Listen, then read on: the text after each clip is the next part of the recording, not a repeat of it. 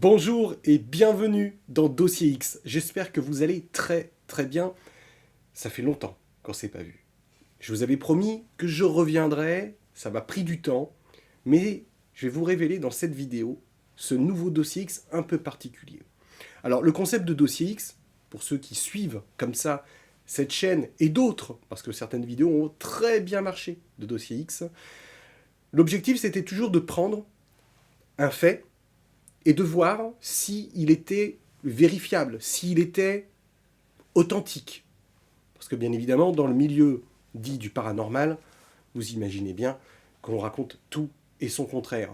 Alors j'ai essayé comme ça, à travers différents épisodes, différents numéros, eh bien, d'enquêter, de réfléchir à tel ou tel sujet. Et puis, il s'est passé quelques chamboulements dans ma vie personnelle et professionnelle qui ont fait malheureusement que je n'ai pas pu revenir avant sur la chaîne de Nico et Mariana.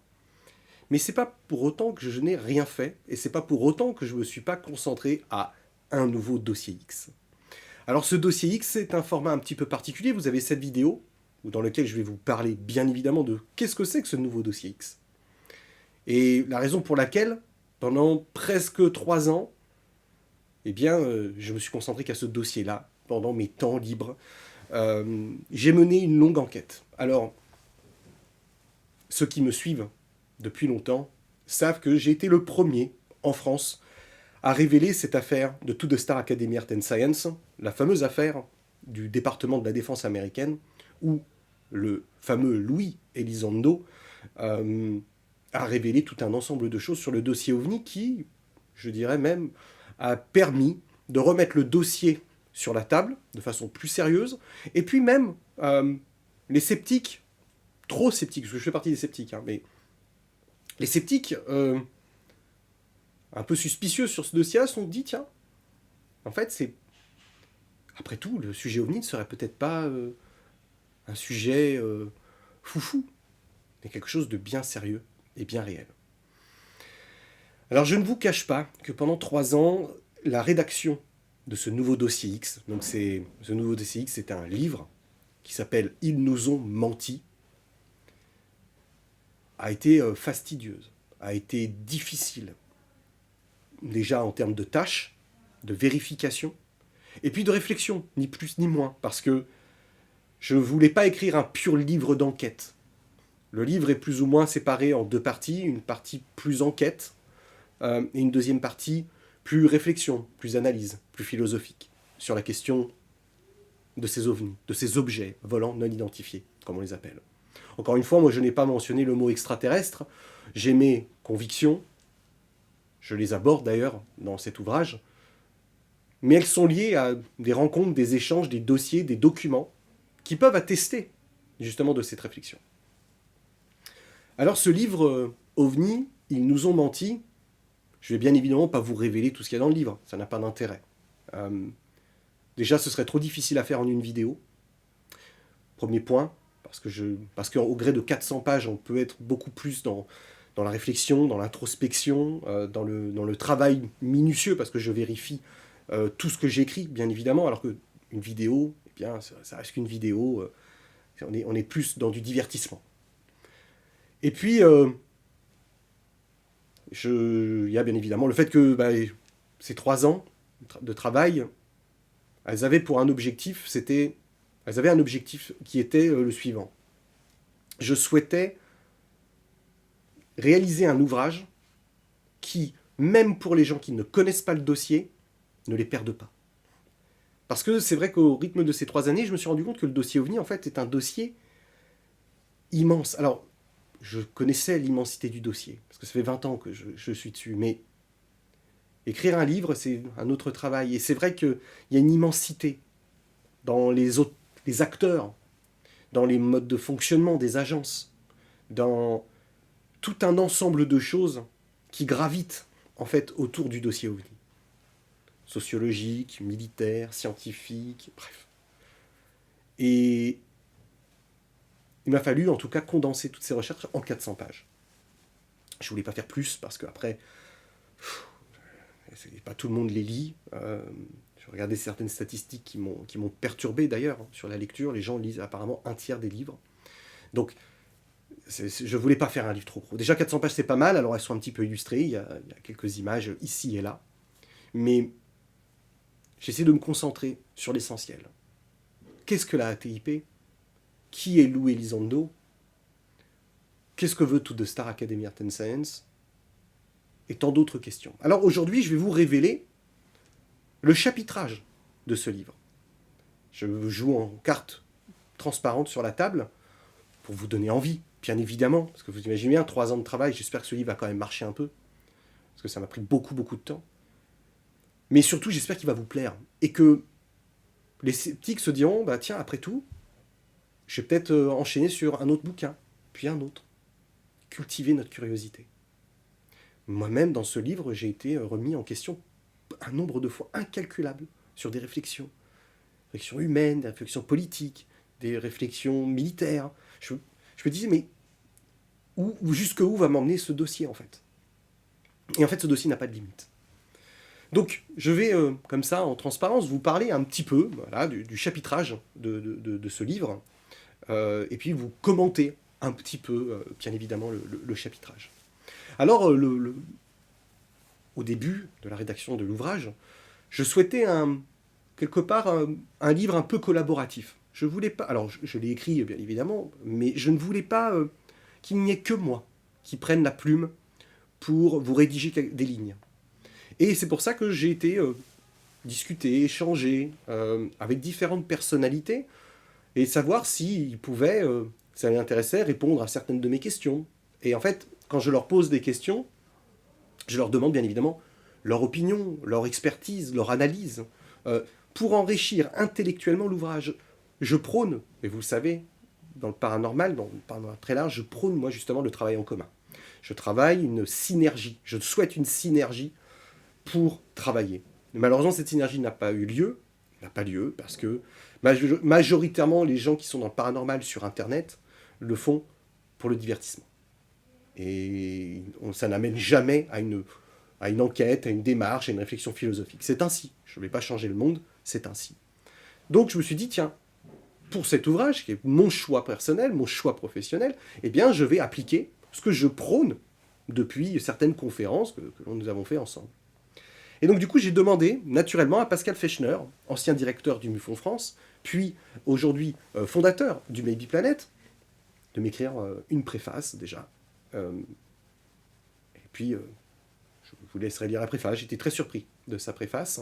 Je ne m'attendais pas à cela. Et comme quoi, eh bien, des fois, on est surpris aussi par les gens qu'on rencontre. Et j'ai été très, très, très touché par cette préface. Bon. Premier chapitre, ça s'appelle Le commencement. Donc, le commencement, je dépeins de façon assez large mon état d'esprit, ma philosophie d'enquête concernant cette affaire To The Star Academy Art and Science et les révélations de Lou Elizondo.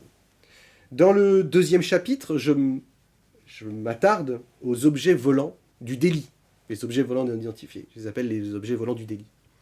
À ces 3 vidéos qui ont fait le tour du monde. Comment elles ont été, qu'est-ce qu'elles représentent, qu'est-ce qu'elles montrent concrètement, pourquoi, comment elles ont été mises officiellement comme ça à la disponibilité de tous.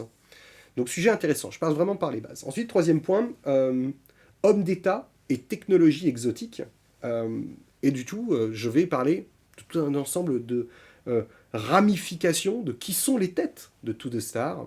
Et j'ai eu la chance de pouvoir échanger avec Lou Elizondo lui-même, d'ailleurs qui a fait une interview ici sur cette chaîne, avec le docteur Alputov aussi, qui m'a permis de faire une interview relativement courte, mais qui m'a permis aussi de récupérer sa conférence qu'il avait donnée à Las Vegas en juin 2018. Et puis de m'attarder sur Jim Sullivan, sur Chris Mellon, sur les différents protagonistes, qui ils sont, qu'est-ce qu'ils font, pourquoi, quelle est toute cette mécanique de réflexion. Puis, quatrième chapitre, je m'attarde sur l'Eldorado spatial. Parce que, bien évidemment, personne ne peut nier qu'il y a, depuis quelques années, un engouement pour un retour dans l'espace. Dans quelle mesure? Quels sont les objectifs? Quels sont les hommes et les femmes qui sont derrière? Et comment cela est possible? Point suivant, chapitre suivant, 5e, c'est quand tout a commencé. Là, je rétropédale. Et je débarre à peu près au début des années 40. Et je déroule. des affaires méconnues, je déroule des sujets gouvernementaux méconnus. Je vais demander la parole à Gilles Dasbourdet, qui m'a fait l'honneur de me parler de Roswell dans le livre. À Pascal Fechner, qui m'a fait l'honneur de parler de tout un ensemble des affaires de Grudge, de Blue Book, d'Alan Hynek. Comment tout s'est enchevêtré, ce culte du secret, ce sceau du secret, pendant la Seconde Guerre mondiale. On va discuter de tout ça dans ce chapitre 5. Ensuite, chapitre 6, une autre histoire est-elle envisageable? Et là, je remonte plus loin dans le temps et je décortique certains événements historiques liés à la question de ce phénomène. Est-ce que ce phénomène est plus ancien que cela? Et je me suis posé ces questions parce que tu es obligé de te poser ces questions-là. Parce qu'il y a effectivement tout un ensemble de documents qui nous mettent dans une situation indélicate intellectuellement et qui nous forcent à dépasser nos propres raisons, notre propre limite de réflexion. Et c'est vrai que j'ai été comme ça, emballé. Je vous parle un peu de certains documents, certains dossiers, qui, je pense, vous plairont fortement. Ensuite, j'ai appelé Sébastien Raoult, qui travaille pour le magazine OVNI, et qui était au Maybe Planet. Puis je lui dis, écoute, voilà, j'aimerais bosser sur des cas connus. À l'international, je lui ai fait une sélection de cas et on a bossé ensemble à vous faire découvrir des cas marquants. Certains sont connus, d'autres le sont beaucoup moins. Et très détaillés, dans une forme digeste, pour que vous puissiez appréhender ces histoires authentiques, vérifiables et sourcées. Et qui encore aujourd'hui ne trouvent pas réponse satisfaisante. Ensuite, chapitre 8, une présidence américaine unique concernant le sujet OVNI. Chapitre beaucoup plus politisé. Je m'attarde à la période. La périodicité, le temps, le timing est quelque chose d'extrêmement important. Et il faut constater que toute cette affaire de Lou Elizondo avec tout de Star Academy se passe pendant la mandature de Donald Trump. Est-ce qu'il y a un lien? Est-ce qu'il y a une connexion? Est-ce que c'était de la chance ou est-ce qu'il y avait une volonté d'essayer de déclassifier ce dossier-là pendant cette présidence? Je vais me poser des questions, on va mener l'enquête, on va analyser ce qui a été dit ici et là. Et puis je philosopherai aussi, bien évidemment, sur certains de ces événements. Chapitre 9, bien évidemment, l'art du doute. Je suis profondément sceptique. Sceptique ne veut pas dire ne pas croire. Sceptique, c'est que quand on me dit quelque chose, je suis sceptique, je me dis why not, pourquoi pas, mais sceptique.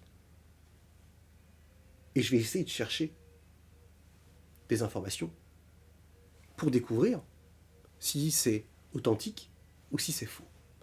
C'est pour ça que je pense que c'est bon d'être sceptique. Alors pas le scepticisme, je ne pense pas de la majorité de la zététique actuelle.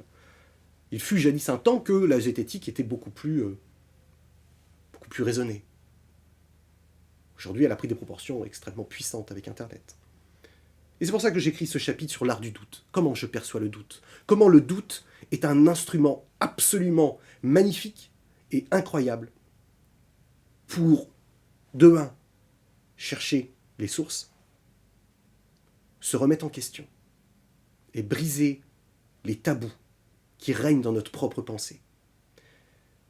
Ce chapitre est intéressant et je vous emmène aux confins des problématiques environnementales, économiques, de la société, de la technologie.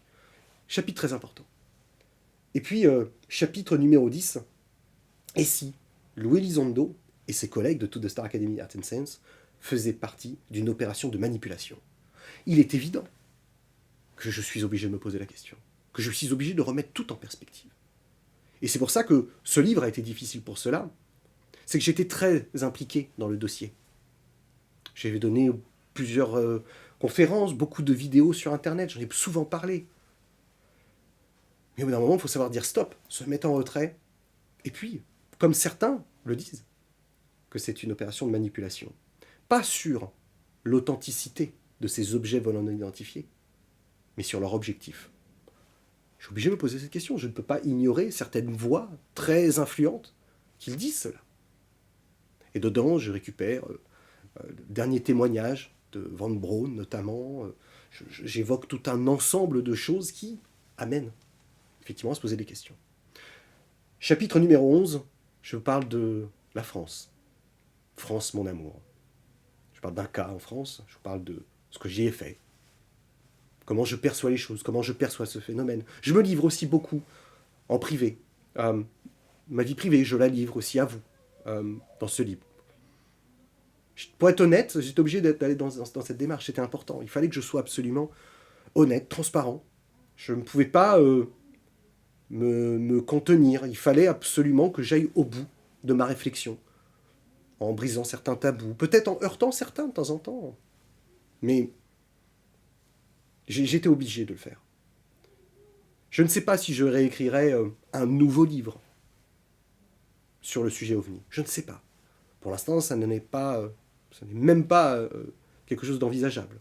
J'ai d'autres livres en cours cette année, comme je vous l'ai déjà annoncé. Et j'ai mis tout ce que je pouvais dans ce livre. Alors pas tout, parce que bien évidemment, il y a certaines choses que... par rapport au sujet OVNI, j'aurais pu en rajouter beaucoup, mais je me suis mis comme objectif de pouvoir me livrer intellectuellement en sourçant le plus possible ce sujet afin qu'une majorité de gens puissent s'y intéresser. Ça a toujours été mon combat, qu'il y ait une majorité de gens qui se posent des questions, qui s'intéressent. Parce que mine de rien, sommes-nous seuls dans l'univers? Sommes-nous nous-mêmes extraterrestres? Avons-nous été visités? Ce sont des questions fascinantes. Au-delà de toute raison, au-delà de tout dogme, c'est des questions fascinantes, dont personne n'a la réponse à l'heure actuelle. À part peut-être une élite. Chapitre final, je conclus. Et c'est une conclusion sous le coup de l'émotion, conclusion pour l'avenir, pour nos enfants. Je vous en dis pas plus parce que je pense qu'elle est importante, elle est belle à lire. J'avais envie de le faire ainsi. Mais ces 11 chapitres s'articulent sur vous donner un maximum de clés pour comprendre et enrichir intellectuellement, vous enrichir intellectuellement sur ce sujet, qui va vous amener, je l'espère, à concevoir l'idée qu'il n'y a pas plein de petites boîtes, qu'il n'y en a qu'une grande. Que tout est lié, extrêmement lié. Et c'est vrai que je vais vous emmener sur le terrain de la sociologie, de la philosophie, de l'économie, sur le terrain de la technologie, de la politique. Il faut comprendre ce qui se joue. Il faut comprendre. C'est primordial. Alors je ne sais pas si le livre sera un succès. Les personnes qui l'ont déjà lu, professionnels, estiment que c'est un remarquable ouvrage. Fabuleux, tant mieux pour moi. Mais remarquable ne veut pas dire succès. Bien évidemment. Je souhaiterais bien évidemment que le livre marche, mais j'aimerais surtout avoir vos retours. J'aimerais avoir votre pensée, votre philosophie autour de cet ouvrage. Alors le livre sortira, je vais recevoir, si tout va bien, parce que les délais de fabrication sont un peu chamboulés avec ce qui se passe. On est passé entre le Covid et puis maintenant la guerre, il y a beaucoup d'impact. Donc le livre normalement va m'être livré vendredi, là, cette semaine, et les premiers exemplaires arriveront chez vous dans les boîtes aux lettres la semaine prochaine. J'en ai déjà beaucoup en précommande. J'ai déjà un premier rush qui est déjà bien prêt. Mais je ne peux que vous inciter à le précommander. Précommander le bouquin. Chaque livre précommandé sera dédicacé. À partir de vendredi, de sa date officielle, je ne dédicacerai plus les livres. Je les dédicacerai que lors de nos rencontres. Parce que on en parlera plus tard, mais je compte bien venir à vous, en physique, pour pouvoir vous rencontrer, lors du biais de conférences que nous avons faites par le passé. Voilà, en tout cas, j'espère que ce livre va vous plaire, qu'il suscitera des questions, qu'il suscitera de l'échange, et puis qui peut-être, je ne sais pas, réveillera chez vous une envie d'entreprendre et de continuer cette enquête. C'est important. Les nouvelles générations, on a besoin de vous aussi. Parce que Jean-Claude Bourret, Jean-Pierre Petit, Jean-Jacques Vallée, Gildas Bourdet ne seront pas éternels. Et pour l'instant, la relève n'est pas garantie. Donc je ne sais pas. Peut-être que certains d'entre vous se diront « j'ai envie de prendre le flambeau, j'ai envie de continuer ». En tout cas, je vous souhaite une agréable soirée. Je vous remercie grandement de votre soutien, d'être toujours là. Et on va se retrouver demain avec Mariana et moi pour une visite et plus si affinité. Je vous remercie, portez-vous bien. Si vous voulez commander le livre, en description, blossomedition.fr, et vous n'avez plus qu'à précommander le livre. Je vous remercie, et puis vivement le prochain dossier X. Merci à tous.